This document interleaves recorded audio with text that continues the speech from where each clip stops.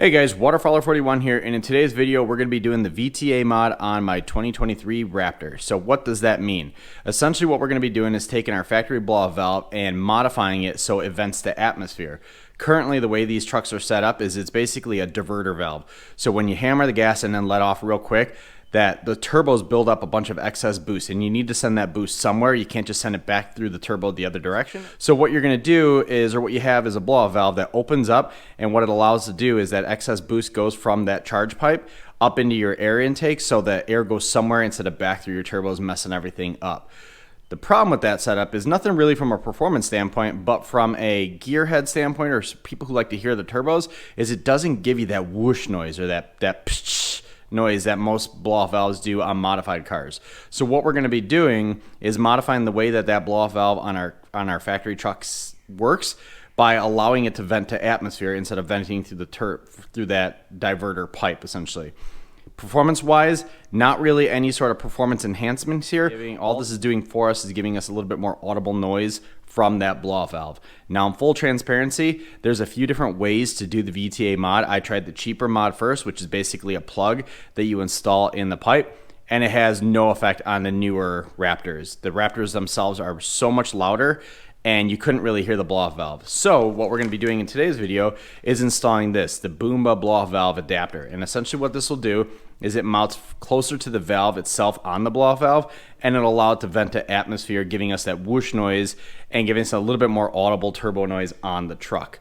So let's go ahead and get underneath the truck. Now, in full transparency, I did remove the factory skid plate already. It's two 13 millimeter bolts on each side, and then a 15 millimeter bolt on each side of the back of the skid plate, and the thing pops right off. All right, so the beauty of removing the skid plate is it gives you really easy access to your blow-off valve. So this is the valve body right here, and the part we need to remove is actually on the other side of this elbow on the charge pipe. So the first thing we're going to need to do is use a pick tool, and there is a metal clip that's all around the top side or the intercooler side of this charge pipe, and we're going to need to remove that clip so we can pull this elbow off. There's also a band clamp here, which if we need extra room, we can go ahead and loosen this so we can remove the elbow altogether. Real quick while we're here, this is actually the pipe, the diverter pipe. So this is the valve will blow that air through here and then diverts the air up through this pipe, which goes into your air intake. So the other mod that I did was you remove this pipe and you basically put a plug on it, allowing the valve to vent right here. It doesn't, again, didn't make any sort of audible or noticeable noise. Wasn't worth it, so I returned everything to stock, and we're going to try the Boomba one, and I think the Boomba one's going to give us much better results. So, all right, so with that charge pipe out of the way just a bit, it does give us plenty of room to get in there and get the two bolts that are holding that valve in. So there's two 8 millimeter bolts, one on top, one on bottom. I don't know if you're able to see it, but the bottom one is right down here, and then the top one obviously is on top of the valve. This is also an electronically operated valve, so we're going to have to unplug that wire harness right there, and once we back out those bolts and unplug the harness, the valve should be able to pop completely out. Then we'll get it up on the workbench. I'll show you where you're installing the valve or where you're installing that spacer, and then we'll get everything replugged back in.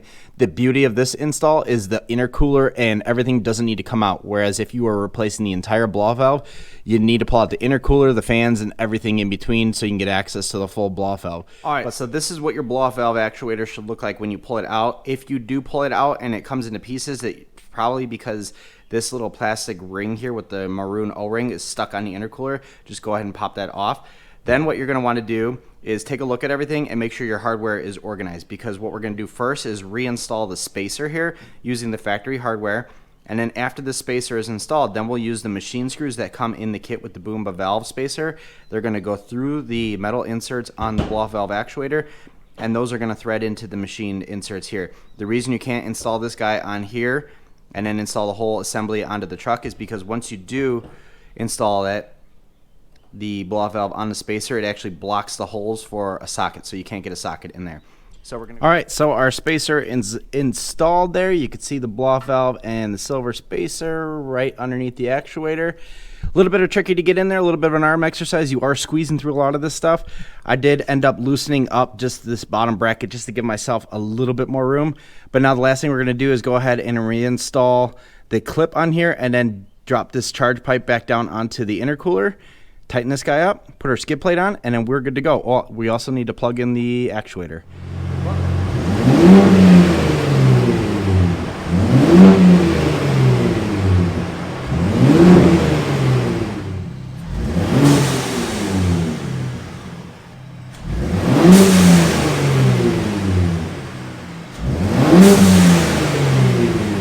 All right, so that wraps up that video. Again, that's how you install the Boomba blow-off valve spacer kit so that you can allow the factory blow-off valve on the Raptors to vent to atmosphere to get that whoosh noise like you just saw in the sound clips. But anyway, for about a little bit over $100, it's an awesome little project to do on the truck to get basically improve the driving experience. Again, this is only if you are looking for that blow-off noise sound when you're driving your turbo truck. A lot of folks do like it really quiet, so this might not be the project for you. But the alternative to this project is installing a brand new blow-off valve, which is quite a bit more expensive, about 4 times more expensive, a little bit more work for the same results. So go ahead, you kind of, make the decision on what you want to do. Are you going to do the Boomba spacer, or are you going to do a brand new blow-off valve? But again, I'll leave all the information to this project and these parts down in the description below. Thank you very much for watching. Appreciate it. Bye.